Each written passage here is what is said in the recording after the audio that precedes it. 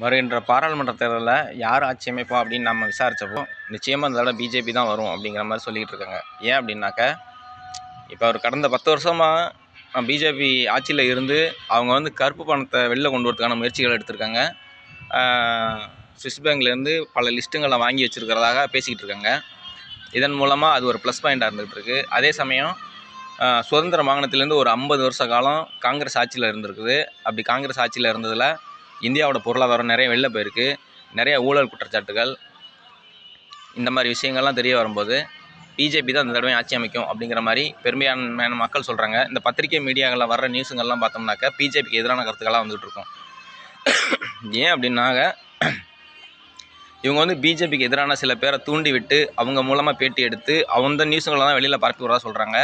ஆனால் இந்த முறையும் கண்டிப்பாக பிஜேபி தான் ஜெயிக்கும் அப்படிங்கிற மாதிரி பெரும்பான்மையான மக்கள் நிச்சயமாக பேசிக்கிறாங்க. இந்தியாவில் பிஜேபியோட ஆட்சி தான்